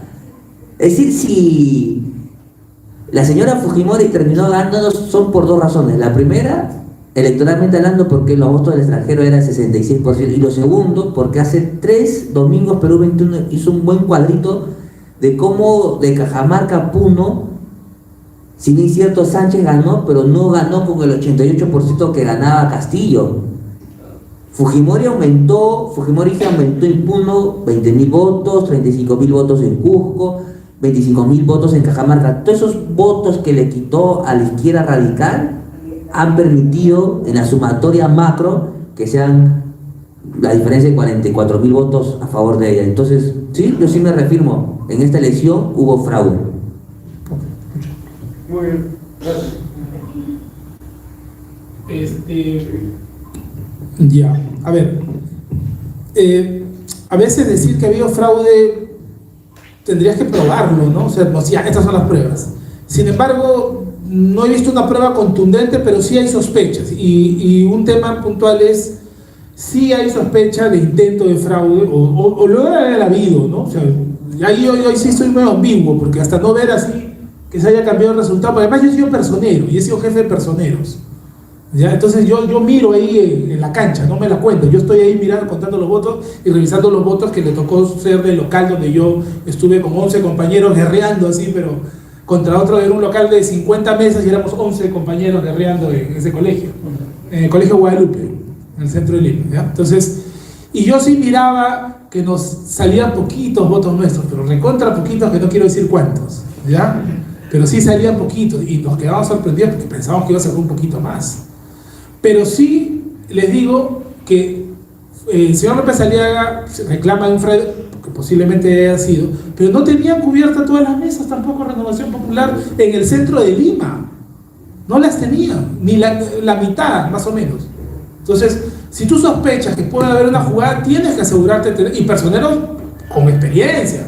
No gente que le paga por 50 soles, 70 y van y se sientan un rato y no le importa y están jugando con el celular, están hablando por teléfono y solamente esperan que termine la elección para que le den el acta y con eso cobrar lo que le han ofrecido. Ese personero no sirve para nada. ¿Ya? A nuestros personeros no nos dieron ni un pago, nada. Pero sí pudimos gestionar a través de un candidato que iba para diputado el almuerzo y la cena. Y nos hemos quedado hasta casi al final ahí ya. ¿no? Más de la 1 de la mañana. Entonces, ya, ese tema es importante. Ahora, si ha habido fraude, es posible en algunos lugares, focalizado, no puedo decir un fraude general, pero sí es... No, pero en Lima también. No, sí, pero en Lima sobre todo porque esto de que no estén las actas, perdón, no estén el material electoral a la hora, estando inclusive, y los camiones, le han echado la culpa al de los camiones, y el de los camiones está demostrando que sus camiones estaban ahí esperando y no le daban la carga para llevar y trasladar a los lugares del centro de votación. Porque la narrativa ha sido la culpa es de los camiones, ¿no? Que han contratado una empresa, no, los camiones han demostrado que sus camiones estaban ahí listos y no los proveían del material para llevarlo. Entonces ahí me parece que sí podría haber habido una intención de fraude en no brindarte el material adecuado para que no haya la votación en esos lugares, a sabiendas de que en estas zonas es donde este candidato tenía la mayor intención de voto. ¿Ya? Entonces por ese lado sí podría tal vez inclinarme a decir que sí ha habido fraude focalizado, sí. ¿El plan Morrocoy? ¿Hubo plan Morrocoy? No, eso hasta ese nivel de Morrocoy como en Venezuela no creo, ya no podría yo atreverme a decir sí o no. ¿Ya? Bueno, gracias. Sigamos. Exhortando a los compañeros que va a resumir la respuesta. El APRA, dice, he tratado de interpretar, el APRA 38.000 inscritos. No hay un liderazgo claro, la unidad que genera fuerza nunca fue valorada. ¿Qué enseñanza nos tienen para el 2026?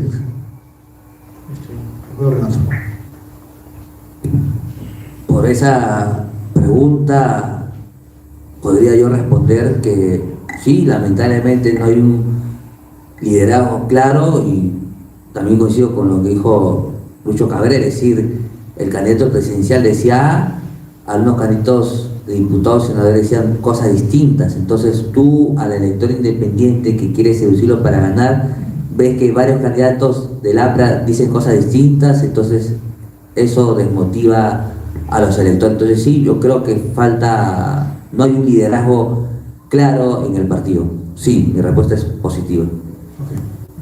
¿Y cuál era la pregunta? No la entendí bien. Para APRA, 38.000 inscritos. No hay un liderazgo claro, la unidad que genera fuerza nunca fue valorada. ¿Qué enseñanza tenemos para el 2026? Bien. En todo caso, ¿qué enseñanza rescatamos del 2026? ¿No? Claro. Ya, a ver, uno de los principales, digamos, valores que ha tenido el APRA ha sido siempre la fraternidad y la unidad, algo que no se ha visto en esta elección. Eso significa de que mucho electorado externo que veía en nosotros un valor de la organización, de la unidad, ha identificado que eso no estaba dándose en esta elección, por lo tanto ha preferido no votar por nosotros, porque esos que eran valores importantes para nosotros no los ha visto en este proceso electoral, y estoy hablando en general de todos los candidatos. Ok. Para el análisis debemos tener y ver las estrategias de los partidos que han pasado la valla. Hay que saber entender la estrategia de la izquierda. Como he dicho en mi posición central, sí, la izquierda marxista, la izquierda radical tiene una estrategia muy interesante, el tema del cambio de nomenclatura, el tema que ellos se desligan de errores, como no tienen un nombre común como nosotros, como el APRA, algunos dicen no hemos cogobernado con Castillo, no hemos sido partícipes al 100%, ellos tienen estrategias interesantes que he repetido en mi exposición central y que creo que deberíamos en voz alta hacer esa reflexión. Como dice Lucho Cabrera, hay que releer los supuestos principios de propaganda que el ministro de la Alemania nazi Joseph Goebbels decía para también aplicarlo. Ellos son muy buenos en las etiquetas. Ya no dicen pero Fujimorismo o Porky, el sistema o la derecha o la oligarquía. Al poner una nomenclatura a todos los enemigos ya no estás perdiendo el tiempo, que los apristas, los fujimoristas, que Porky y el otro ya. Con una sola nomenclatura ya estigmatiza y tiene esa capacidad de atacar. Yo creo que sí debemos hacer esa reflexión interna sobre por qué la izquierda marxista ya en 2 veces está pasando la segunda vuelta. Pero yo me refería en esa pregunta desde el punto de vista gramsciano. No me refería a todos los que han hecho ahorita la nueva escuela de los de izquierda, que han tomado la ideología gramsciana, ya dejaron de lado al marxismo. Claro, compañero, como vuelvo a repetir brevemente, es la batalla cultural, porque ellos, no en el Perú, sino a nivel occidental, se han dado cuenta que la dicotomía obrero o proletario versus la oligarquía o la burguesía es algo desfasado, es algo de una Europa del siglo XIX. Entonces ellos han entendido muy bien que hay que dominar las universidades. Las universidades no solo en Perú, sino en todo Occidente son de izquierda. El mundo del arte, el mundo del cine, el mundo del teatro en Occidente al 95%, tal vez al 99% es totalmente capturado por una izquierda radical. Y ahí no solo el APRA, sino partidos hermanos como Acción Democrática en Venezuela, Partido de Liberación Nacional de Costa Rica y otros, hemos perdido esa batalla cultural. Claro, es decir, ellos han sido muy buenos en la estrategia de dejar las banderas marxistas para tomar la bandera comunista italiano Antonio Gramsci. A ver, sobre esa pregunta. Dice las estrategias de los partidos que han pasado la segunda vuelta por entender la estrategia de la izquierda. Bien, a ver, ya hemos comentado sobre esa estrategia de la izquierda.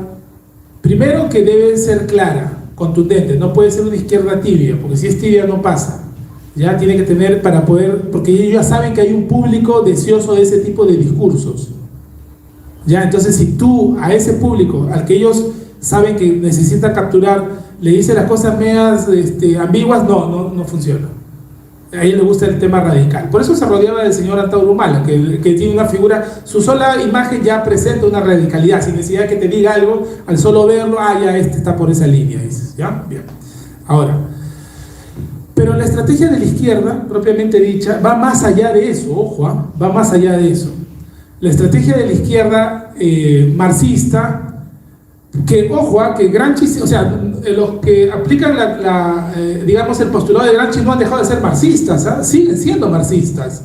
El tema es que han encontrado un nuevo enfoque en que ya en el discurso político lo cambian por un discurso cultural, ¿ya? Pero siguen siendo marxistas, porque siguen buscando las contradicciones en la sociedad para explotarlas, ¿ya? Entonces, ellos han encontrado que aparte de posicionar a su candidato de izquierda, necesitan crear en el electorado, en la gran masa, sí, pero los conflictos van a dar como resultado el desinterés de una gran parte de la población. Y entonces ese desinterés va a buscar, y ahí complemento con lo que tú preguntaste hace un momento, van a estar en búsqueda del nuevo, del cambio. Y el outsider aparece cuando hay un gran sector de la población indecisa que dice, no, ya no quiero lo mismo de siempre, queremos uno nuevo. Entonces ahí la izquierda progresista sabe cómo trabajar eso. Y son los que dicen, vamos jugando. Y la misma izquierda progresista ataca a la izquierda marxista, y los comienza a golpear la derecha para que encuentres una especie de mar abierto, y ahí entran en la mitad y dicen, no, el nuevo, el outsider.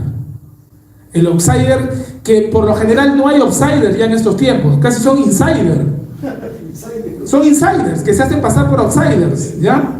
Entonces, pero la masa lo desconoce, como no está enterada del tema. Me estoy pasando el tiempo, me miran feo ustedes. Entonces, ahí es donde el gran sector de la población, sobre todo, le dice, él es el hombre, y aparece el outsider. Entonces te tiran una prueba primero.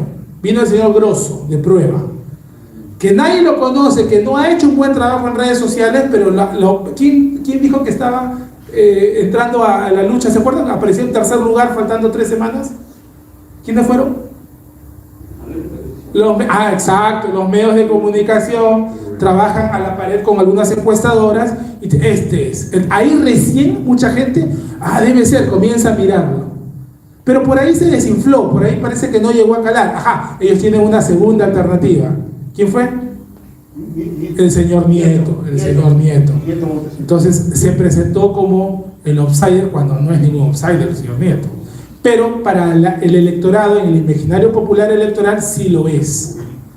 Y estuvo muy cerca de pasar a la segunda vuelta. Si miramos cantidades, un punto o punto y medio, que no es mucho en realidad, de poder ser él el que pasara a la segunda vuelta y no el señor Sánchez. Pudo haberle ganado a López Aliaga, inclusive quedó bien pegado. Ya. El señor Belmont ya no pudo pasar de outsider, porque ya ha sido outsider antes y es muy conocido, pero sí apareció como figura nueva para los jóvenes. Y entonces muchos se explican, oiga, pero ¿por qué los jóvenes votaron por Belmont? Mucha gran cantidad de jóvenes votaron por Belmont. Ajá, eso tiene una explicación. Es que el público, el electorado joven que va de 18 a 29 años, sobre todo el de 18 a 25, es el que decide su voto un día antes. Entonces, él ya no decide pensando en análisis de los actores, sino, no, mira, estoy saturado de todo esto, no importa, este es nuevo, ya voto por ese nuevo. ¿Qué propone? No sé qué propone, pero es nuevo. Se acabó. El gran error de nosotros y también de otros partidos es desde el inicio, o sea, desde diciembre, enero, tratando de conquistar el voto de los jóvenes. Gastaron demasiados recursos tratando de conquistar el voto de los jóvenes, cuando en el caso del APRA, su target no era el joven. El target del APRA era del 45 para arriba. Pero buscaban el voto de los jóvenes, no había jóvenes. Ya, bueno, espero haber satisfecho dos preguntas en una, compañero. Ok. Pregunta, apóyame para... Esta letra es un doctor el que ha escrito esta... ¿Sí? Médico debe ser porque no entiendo la letra. Y eso que en antropología he llevado paleografía, ¿no? O sea, jeroglíficos. A ver, no voy a decir quién es para no arrocharlo al compañero, pero dice, a ver, cree que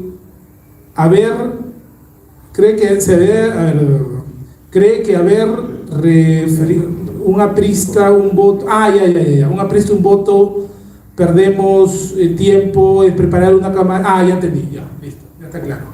Dice, ¿no? O sea, ¿cree usted? Le toca Estoy entendiendo que dice, ¿cree usted que haber llevado el proceso interno de la campaña de un aprista, un voto, fue algo tan desgastante, no solo en tiempo, en recursos, que digamos, no permitió que la campaña inicie desde un principio? Más o menos es lo que estoy tratando de entender. Bueno, siendo bien justos, mirando con retrospectiva, sí, fue desgastante, porque era una guerra cañita, fue un feo espectáculo para la población, porque esto de la elección interna de acuerdo al derecho electoral, el único que lo hizo bien fue el APRA. Lo demás era convención de delegados, porque sabían que Fujimori iba a ser la candidata, López Aliaga, Sánchez, los grandes señores feudales iban a ser los candidatos. Sí, yo sí creo que la democracia interna ha desgastado políticamente al APRA para el elector independiente. Yo también creo lo mismo. O sea, además terminamos heridos, ¿no? Un sector de acá con el otro sector de acá y terminaron golpeados. Entonces, o sea, esa elección interna de un aprista, un voto probablemente produjo más fricciones internas y hacia afuera ya habían como ciertas rencillas irreconciliables, producto de la interna. Y ojo, y esto es importante, se hizo una elección interna, el APRA fue el único que hizo con esas características, ¿ya? De un militante, un voto. Y hacia la sociedad fue bien visto. Qué bueno que el APRA ha hecho una elección interna, democrática, a diferencia de otros que ya tenían a su candidato fijo. El APRA escogió y salió elegido quien ganó. Sí, te lo reconocen, pero no van a votar por ti, pues. O sea, entiendan eso, ¿no? O sea, te saludan, te felicitan por ser leal a tu partido, pero eso no significa que van a votar por nosotros.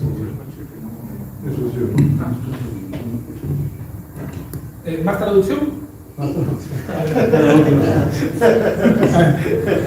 No, este sí está más claro, este no es médico, ni es personal de salud.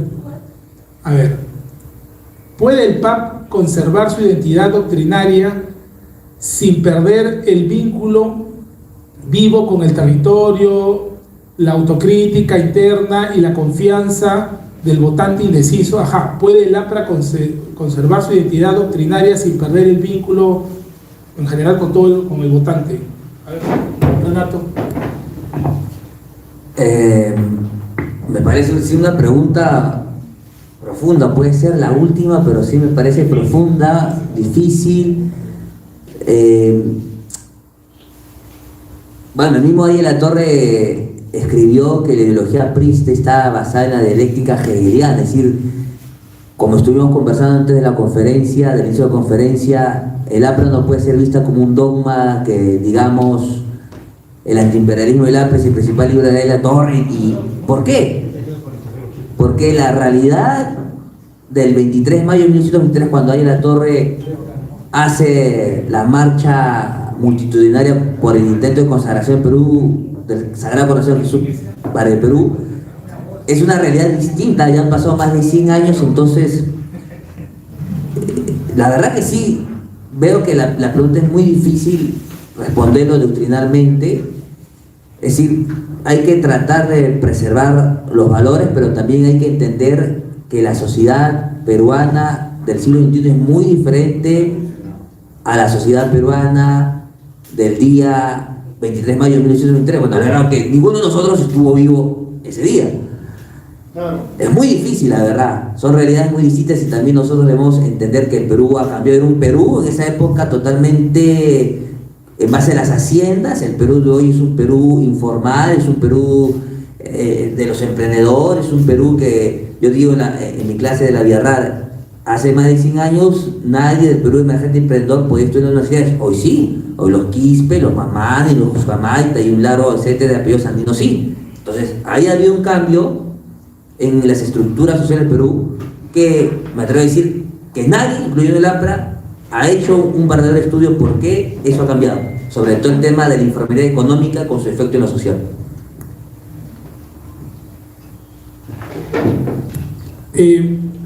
Como dice Renato, un poco difícil responder. O sea, yo podría responder de manera somera, no, pero pensándolo bien, lo estoy leyendo varias veces. Y esto ya va de un punto de vista de la esencia del aprismo, ¿no? O sea, dice, el PAN puede conservar su identidad doctrinaria sin perder el voto de la masa electoral, ¿no? Habla de los indecisos. Y solo esta pregunta se debería responder, creo, en una conferencia completa, ¿no? Sí. ¿Sí o no? O sea, estamos hablando de eso, no sé quién lo habrá hecho, pero me parece una pregunta profunda. Sí. ¿Ya?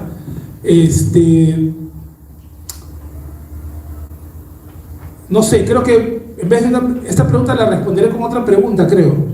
Ya, hemos creado una doctrina y tenemos una doctrina, tenemos un partido con la intención de seguir discutiendo sobre la realidad y encontrando fórmulas para solucionar los problemas o para ganar elecciones. O sea, habría que ver cuál es el propósito de nuestra existencia en estos últimos años. Porque si no ganamos elecciones, no vamos a poder cumplir nuestros ofrecimientos partidarios doctrinarios. Pero no somos electores. Exacto, o sea, ahí tenemos el tema. Somos un partido que se reúne aquí. Te apuesto que los demás partidos no se tienen este tipo de reuniones. Ya acabó la elección, ya están ahorita pensando cómo entrarán a gobernar los espacios de gobierno. Algunos trabajarán en el Congreso, depende, ¿no? Pero solamente me queda decir lo siguiente. Que si Díaz de la Torre planteó el aprismo como una forma de contraposición dialéctica del marxismo para tratar de superarlo, porque se supone que el aprismo es la superación del marxismo aplicado a la realidad de América. Entonces tendríamos que aplicar ese mismo planteamiento hegeliano, ¿no? Que es el de la ¿cómo le llaman? La antítesis, la dialéctica, ¿no? La dialéctica. Así es, ¿no? La tesis, la antítesis y con bruto la síntesis. Trifácil, ¿no? Sí. Entonces, tendríamos que aplicar ese mismo planteamiento a nosotros y entender de que si los tiempos cambian, y bueno, que el espacio también ha cambiado, físicamente no es el mismo espacio de antes, debemos también replantear nuestra posición ideológica. Creo que sí. Ok, para nuestros compañeros expositores de la brillante presentación que nos explica aquí, estos temas. Antes de concluir el evento, compañeros, vamos a hacer un sorteo de unos textos obsequiados por la Casa del Pueblo de Miraflores, por el compañero Lucho. A ver, el compañero notario va a dar lectura de Perdón, por veto no